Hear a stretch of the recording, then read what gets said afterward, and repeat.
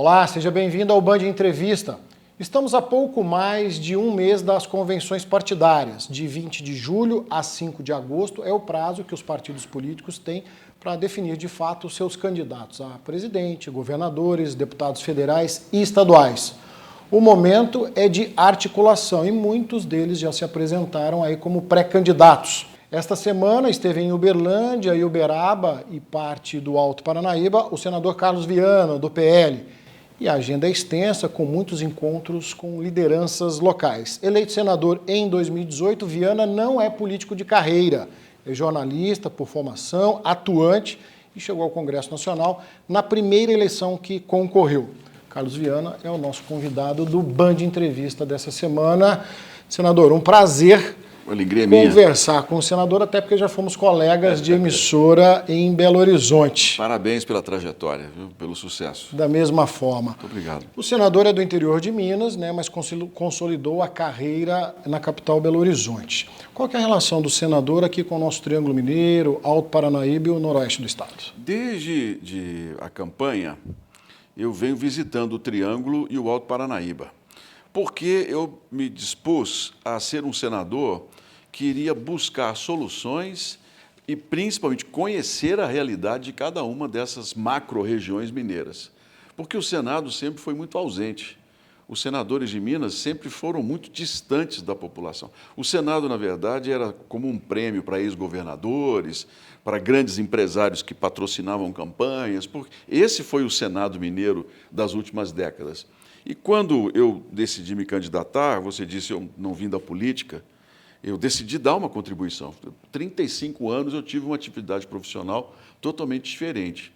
Eu decidi usar o Senado como forma da gente poder melhorar esse desenvolvimento regional. Então, a minha ligação com o Triângulo é, antes de tudo, de aprendizado, que nós estamos em uma das regiões mais avançadas na tecnologia, na pesquisa do agro e, principalmente, na geração de riqueza e na necessidade de um novo projeto de desenvolvimento para continuar avançando a atração de negócios para toda a região. Falávamos que é um momento de articulação. Sim. Hoje, o senador Carlos Viana é um pré-candidato a governador de Minas? Sou pré-candidato, meu nome está posto, eu estou caminhando a convite do presidente Bolsonaro, não foi um pedido meu. No dia 2 de abril, diante das várias tentativas de negociação com o atual governador e com o Partido Novo, ineficazes, inclusive o governador evitava o presidente em várias agendas, eu fui chamado no Palácio do Planalto e fui convidado a me filiar ao PL, que estou hoje, o Partido Liberal, e ter o apoio do presidente a essa pré-candidatura a Minas Gerais. Me coloquei à disposição do presidente Jair Bolsonaro, porque esse hoje é o principal projeto que nós temos no PL, a reeleição do presidente para a continuidade de um projeto vitorioso, que pode ter tido erros em alguns momentos, alguns tropeços, mas é um projeto que fez o Brasil avançar na economia, na reestruturação da situação nossa, da mobilidade, da infraestrutura. Tem grandes projetos que foram aprovados, que vão trazer resultados muito bons, inclusive para o Triângulo. Vou citar um rápido aqui, a questão do novo marco das ferrovias, que eu trabalhei junto com o ministro Tarcísio, que é pré-candidato em São Paulo. Hoje nós temos 4 grandes novas ferrovias que vão passar por Minas Gerais. Então, o Triângulo Mineiro e o Alto Paranaíba serão muito privilegiados num modal novo que vai nos permitir escoar a produção muito mais rápido pelos portos do norte do Brasil. Então, hoje estou pré-candidato e, claro, naturalmente, nós vamos definir isso na convenção partidária. A gente vai aprofundar nessa questão da infraestrutura, sim, até como pretenso candidato a governador, mas no bastidor da política aqui em Minas, aqui regionalmente, né, cita-se que o presidente Bolsonaro já teria sinalizado ao atual governador Zema, até no encontro recente, na cidade de Uberaba, mesmo o senhor, o senador Carlos Viana, sendo do partido do presidente Bolsonaro. A ideia do presidente é unificar os votos da direita. Se não houver palanque para ele e continuar, por exemplo, com o Novo fazendo sinalizações para a esquerda, especialmente para o PT, isso não vai ser sustentado. O presidente da República tem um posicionamento muito claro de apoio. E, nesse ponto, é bom a gente deixar claro, o governador Zema traiu o presidente Bolsonaro. Na política, essa frase é minha. Hoje, na política, as pessoas aceitam a traição, mas elas não perdoam o traidor. Eu sou testemunha que várias vezes o governador foi recebido no Palácio do Planalto sem marcar. Toda a possibilidade de ajuda a Minas Gerais foi dada e os projetos que nós apresentamos a Jair Bolsonaro, todos tiveram grande boa vontade do presidente em resolver. Se não foram resolvidos muitas vezes, é porque, infelizmente, burocracia, a estrutura do país não permitiu. Mas o presidente teve uma atenção muito grande com Minas. Na semana passada, por exemplo, o governador de hoje deu uma entrevista dizendo que Bolsonaro poderia ter feito mais. Ora, é simples. Se o governo do Estado tivesse trabalhado bem, se o governo do Estado tivesse tido cabeça de fazer cálculo, planejamento e apresentasse um novo plano de desenvolvimento para Minas Gerais, o governo federal teria apoiado. A única coisa que o governador fez nesses últimos 3 anos foi falar que estava com problema de dívida. Você não resolve dívida se você não gerar receita. E gerar receita significa você desenvolver novos negócios. Ficou se comemorando há pouco tempo a instalação de uma fábrica de cerveja que vinha para Uberaba, não veio para Uberaba, não é isso? Foi lá para o sul de Minas. Foi para o sul. Rapaz, nós somos um país, nós somos maiores que a França. E de joelhos agradecendo uma fábrica de cervejas. Isso é muita humilhação para um estado como Minas Gerais. É boa, a fábrica é ótima, vai gerar os empregos, mas é muito pouco para um estado que tem a importância de Minas Gerais. Então, isso mostra a mentalidade muito pequena de quem está comandando Minas Gerais hoje. Mas ainda nessa discussão da pré-candidatura, até pelo momento que nós estamos, o diretório estadual do seu partido teria mencionado, em certa situação, que estaria com o atual governador Zema, chegando a citar que essa pré-candidatura do senador Carlos Viana seria um projeto pessoal. Quem escreveu isso não vem mais para a política, né? Já disse que não vai se candidatar. Segundo, eu entrei no partido no último dia, e é natural que os deputados estaduais que estavam antes tenham negociado. Se há uma coisa que o Partido Novo mentiu para nós mineiros, é dizer que eles não iam fazer política ou a chamada negociação política. Se você for nas secretarias hoje, indicações de todos os partidos. Você tem empresas, companhias do Estado de Minas Gerais que tem 150 pessoas empregadas indicadas. Você tem diretor da CEMIG indicado por coordenador político. Então, essa história de que o Novo falou que era o Novo, faz política. Vamos ser sinceros, vamos falar a verdade para a população. Se os mineiros entenderem que eu possa ser governador, nós temos que fazer um plano de recuperação fiscal do Estado. Esse plano passa pela Assembleia. Nós temos que chamar os políticos e falar assim, vamos negociar aqui a política. Fala a verdade. É o que acontece hoje no Senado. O presidente, eu sou vice-líder do governo federal, do Palácio Planalto. Nós negociamos. Claro que negociamos a base. Mas você está fazendo troca. Não, isso, a vida inteira na política é assim. Se você pegar a Noruega, a Suécia, os Estados Unidos, se você pegar a Alemanha, os parlamentares têm negociações com os governos. Não é negociação de pôr no bolso o dinheiro. A negociação eu tenho um Estado que precisa de uma rodovia nova. Vamos negociar? Olha, na minha cidade nós precisamos fazer uma creche. Vamos negociar. Para isso a gente tem...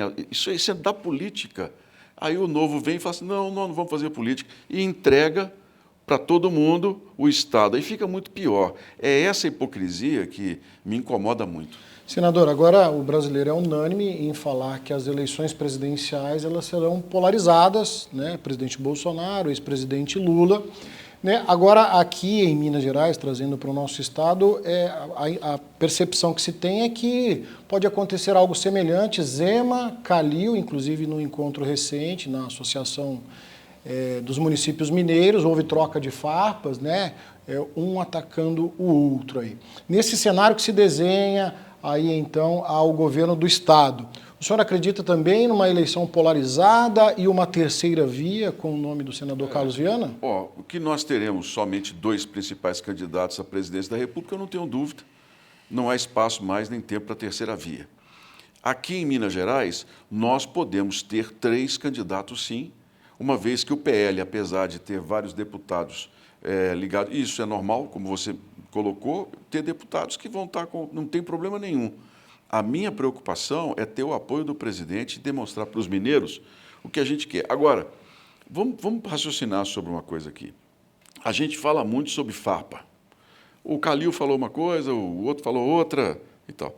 Mas onde é que está o debate sobre melhorar a educação pública? Onde é que está o debate sobre quais são os planos para a gente resolver e recuperar as rodovias estaduais que estão destruídas? Cadê? A gente fica... isso é um jogo em que ninguém quer assumir compromisso de nada e fica despistando, vamos dizer assim, usando desse artifício para chamar a atenção das pessoas. Olha, eu quero falar sobre os alunos em Minas Gerais que de 0 a 10 tiram 4, tomam bomba. Eu quero falar das escolas públicas que os nossos adolescentes, as nossas adolescentes, os jovens, né, porque 18 anos é quando eles saem sem uma profissão. Ou abandonam a escola com 16 anos, são quase 3 em cada 10 que saem da escola e vão trabalhar no sinal de trânsito, vão viver de subrenda. São brasileiros que não vão ter a sua vida completa, a sua oportunidade definida. Eu não quero ficar tendo farpa com ninguém. Eu gostaria muito que essa campanha, as pessoas que estão nos assistindo, e o nosso mineiro do Triângulo é um mineiro politizado, é um mineiro bem informado, que começasse a prestar atenção. Porque uma coisa é eu falar assim, coloquei o governo em ordem, mas colocou o governo em ordem por quê? Onde é que está? Onde estão as realizações? As estradas melhoraram? As escolas melhoraram? As finanças do Estado melhoraram? Então não pôs nada em ordem. Aí o outro vem e começa a atacar pessoalmente o outro. Não, mas qual é a proposta do outro? Senão, nós vamos trocar, né, 6 por meia dúzia. Nós vamos tirar um que não fez nada e vamos colocar um outro que também tem a chance de não fazer absolutamente nada. Senador, eu vou fazer uma breve pausa aqui na nossa conversa. Hoje o Band Entrevista, então, recebendo o senador mineiro Carlos Viana, do PL, em visita aqui ao Triângulo Mineiro, Alto Paranaíba e Noroeste do Estado. Na volta do intervalo, a gente segue a nossa conversa para falar de propostas concretas para o nosso Estado. Eu volto já.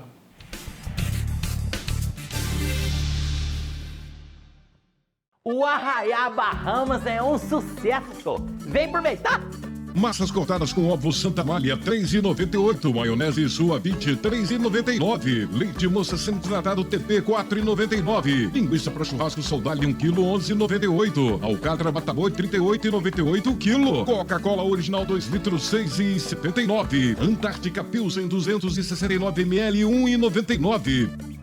Vem pro Arraiá Bahamas, só tá faltando você. Venha viver com a sua família em um lugar tranquilo, com uma surpreendente estrutura e muita área de lazer. Conheça o Jardim das Acácias, o primeiro bairro planejado de Tupaciguara. Lotes a partir de R$ 279 mensais e mais, excelente localização ao lado do novo fórum. Aí sim! Vem morar ou investir no Jardim. Adquira seu lote no Jardim das Acácias, 99708-1100. Meu coração sorriu. Para cuidar das pessoas, a Prefeitura de Araxá inovou na educação, nos programas sociais e avançou também na saúde. A Uninorte e Unileste, instaladas nas regiões mais populosas, foram reformadas para atender melhor as pessoas e, em breve, vão funcionar também como um pronto atendimento de emergência, 24 horas por dia, todos os dias da semana, pertinho da sua casa. Isso é fazer diferente. Prefeitura de Araxá, cuidando da saúde, cuidando das pessoas. É para se orgulhar.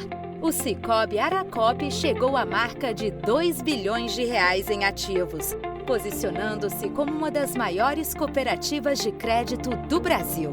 Cooperado, parabéns por fazer parte deste momento e obrigado por celebrar conosco 23 anos de história. Faça parte de algo maior. Seja um cooperado Sicoob Aracop. Deixa eu te fazer uma pergunta. Quem disse que você não pode estudar numa universidade de verdade por um preço justo? A resposta é o Simplifica da Uniub, uma plataforma online em que você escolhe como quer entrar na universidade. São mais de 200 cursos entre presencial, EAD e pós-graduação. Quer transferir da faculdade para a universidade? Adivinha? O vestibular é online. Você faz na hora. Fácil, né? Vem ser Uniub. Há 75 anos, transformando vidas. Band Entrevista de volta, hoje recebendo o senador mineiro Carlos Viana, do PL, em visita a Uberlândia e região, tirou um tempinho para conversar aqui com os nossos telespectadores. Senador, próxima segunda-feira deve ser votado no Senado, no Congresso, a redução do CMS para os estados. Como é que o senhor vê essa possibilidade dessa votação? O ideal é que nós tivéssemos tido o tempo de discutirmos uma reforma tributária ampla e definitiva. Mas o Covid nos gerou 2 anos, infelizmente, de muitos atrasos na economia. O Brasil teve aí um impacto muito forte. Só de recursos do governo federal foram 750 bilhões. E hoje nós estamos com problemas externos. Todo mundo já sabe que o problema da gasolina não é uma questão do governo federal. É um problema temporário que vem de algo específico, que é uma guerra, e que gerou isso para o país. E nós precisamos dar uma resposta. O presidente o ministro da Economia, Paulo Guedes, querem o mais rápido possível os mecanismos para reduzir, porque senão vai continuar aumentando de uma forma. E aí a gente esbarra nos estados. No Brasil, virou uma prática, todas as vezes que o governo tem um grande problema de endividamento, aumentar o imposto. O ICMS sobre combustíveis, então, em Minas já foi aumentado várias vezes para se tentar resolver um rombo que só se vai resolver realmente com organização e planejamento e nova geração de renda. Você não vai conseguir simplesmente aumentando imposto. E hoje, os governadores estão com uma folga de caixa muito grande por conta disso, porque a gasolina que era R$ 3,50, por exemplo, R$ 3,60, virou R$ 7,80, R$ 8,00. Se você tem um ICMS de 25% a 30%, como em várias regiões do país, claro que isso gerou um caixa que os governadores não querem perder. Mas isso não é justo com o contribuinte. A gente já paga muito imposto. Então, a nossa ideia, a proposta é votarmos a isenção definitiva do ICMS e os estados terem uma compensação por 6 meses. E no ano que vem, há uma outra PEC, que eu já assinei juntamente com o senador Carlos Portinho, de nós limitarmos o ICMS dos estados a 17%, por gasolina como bem fundamental, algo de primeira necessidade. Eu estou confiante que nós vamos, nessa de zerar de imediato, ter uma boa resposta. E a outra, limitando o teto do ICMS, nós teremos que discutir um pouco mais com os governos estaduais, a Secretaria de Fazenda. O senhor, como um pretenso governador de Minas, vamos aos assuntos que interessam aos mineiros. Sim. Dívida do Estado, né? Aí, então, o déficit para 2023, de acordo com a LDO, pode chegar a 11 bilhões. Como, senador, quitar essa dívida e trazer mais investimentos para Minas? É uma pergunta desafiadora. É bom deixar claro para as pessoas que o déficit em Minas esse ano está aumentando 12%.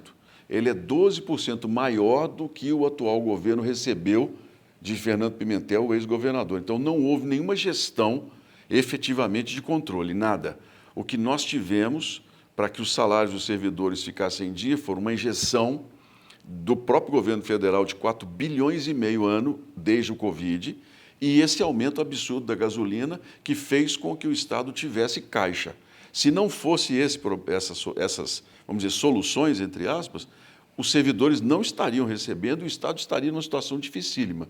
Tem 38 bilhões de reais devidos à União que não estão sendo pagos por liminar no Supremo, que se essa liminar cair, são 3 anos de folha de salário dos servidores. Então, a nossa situação não é favorável. Eu conversei com o presidente Bolsonaro sobre esse cenário.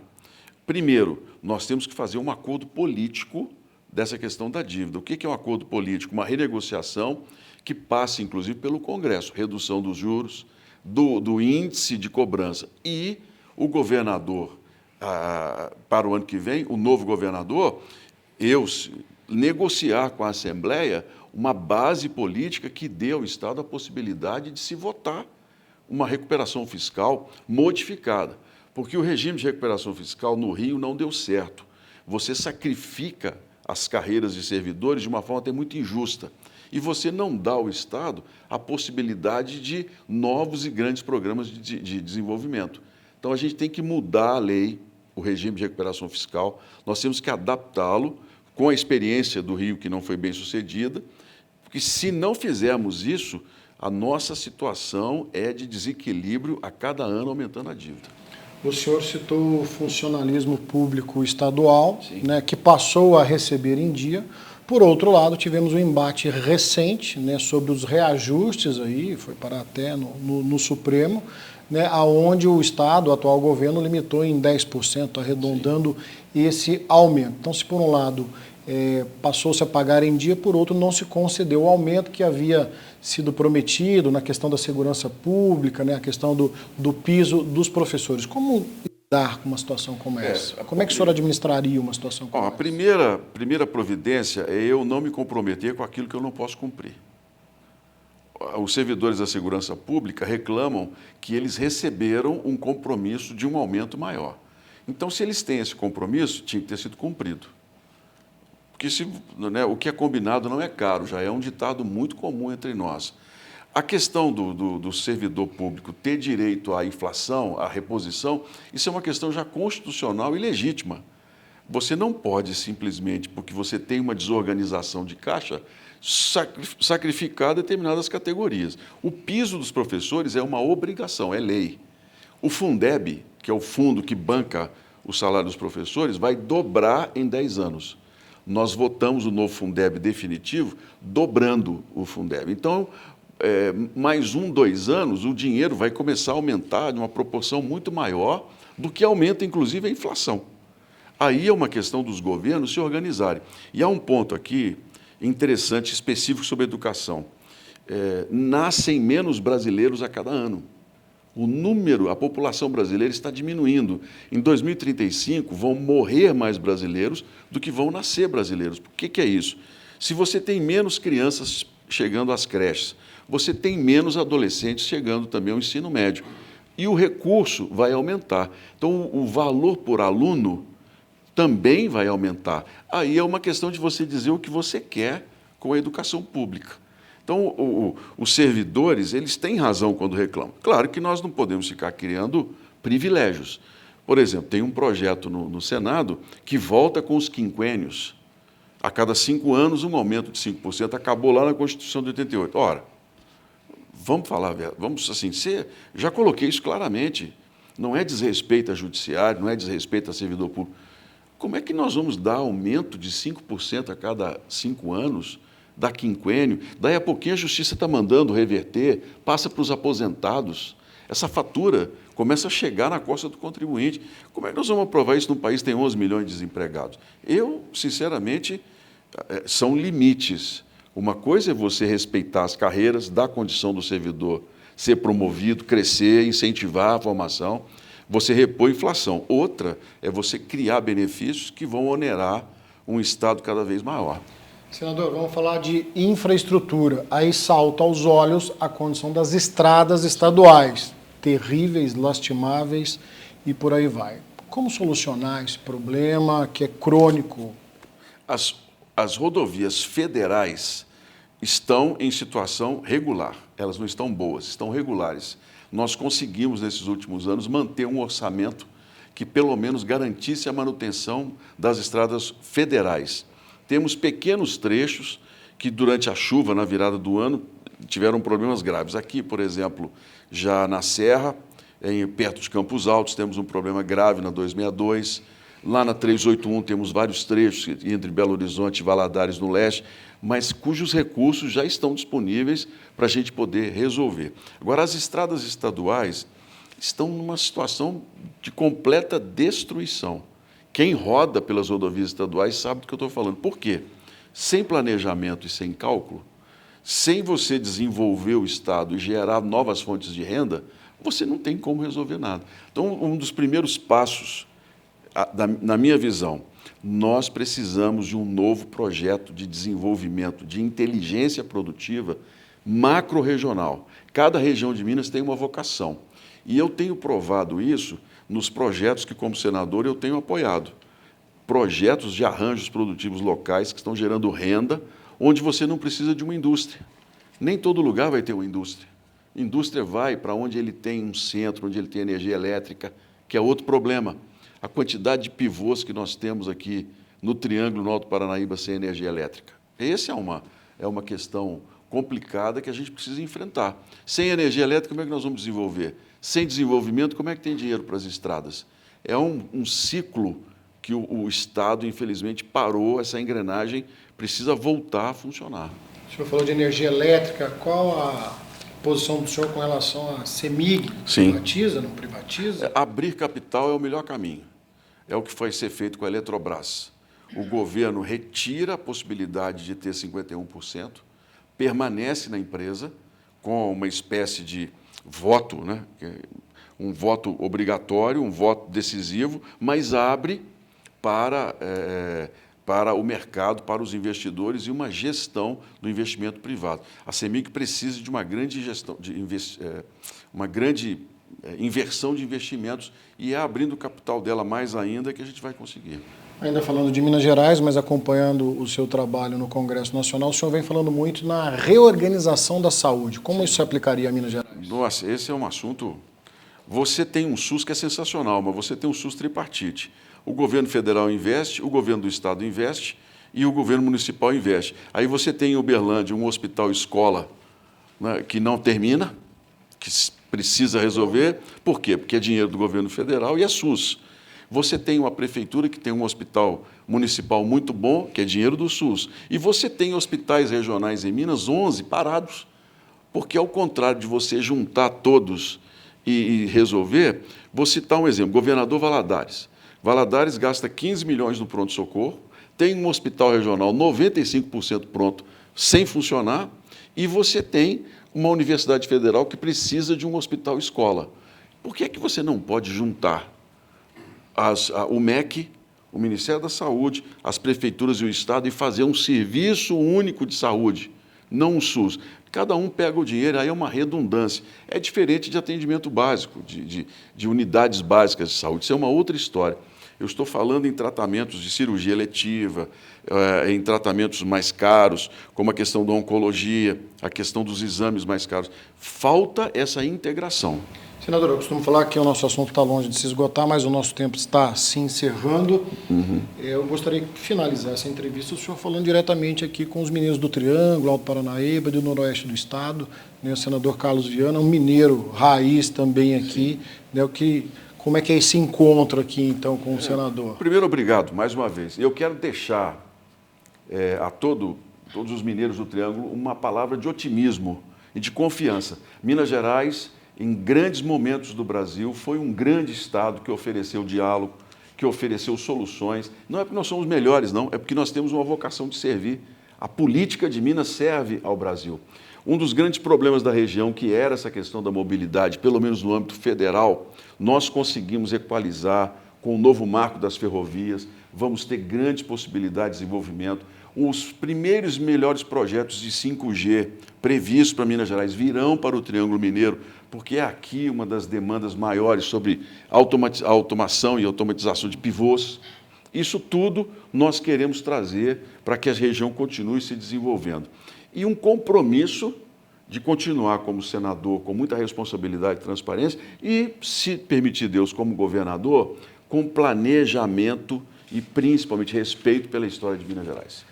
Em nome do Grupo Bandeirantes, da Band Triângulo, quero agradecer a disponibilidade do senhor. Até a próxima entrevista. Prazer em rever o amigo. O Band Entrevista fica por aqui agradecendo a Igreja Shalom, comunidade cristã, em ceder o espaço, em receber a nossa equipe e agradecer você pela sua audiência. Nos encontramos no próximo Band Entrevista.